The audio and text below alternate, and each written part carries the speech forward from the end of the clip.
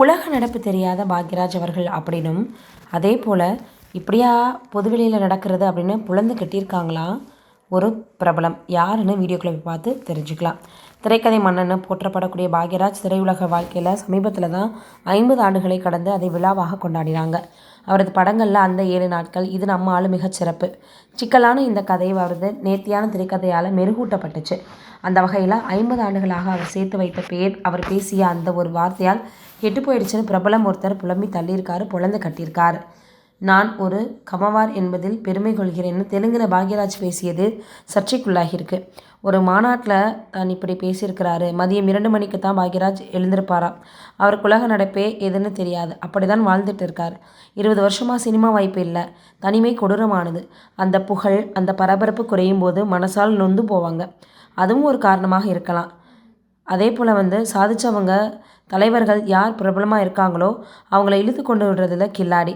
அந்த வகையில் பாக்யராஜை கொண்டு மாநாட்டில் பேச வச்சுட்டாங்க.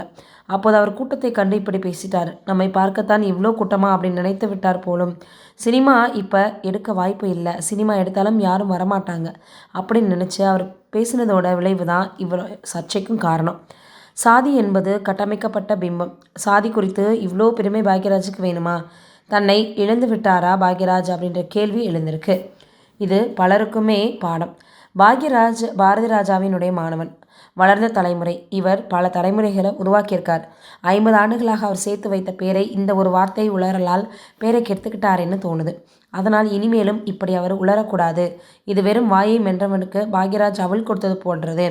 டெய்லி மதியம் 2 மணிக்கு எழுந்திருப்பவர் காலையிலேயே 6 மணிக்கு எழுந்தாருன்னா இவ்வளோ பெரிய சிக்கல் வராமல் இருந்திருக்கும் அப்படின்றதான் யதார்த்தம்.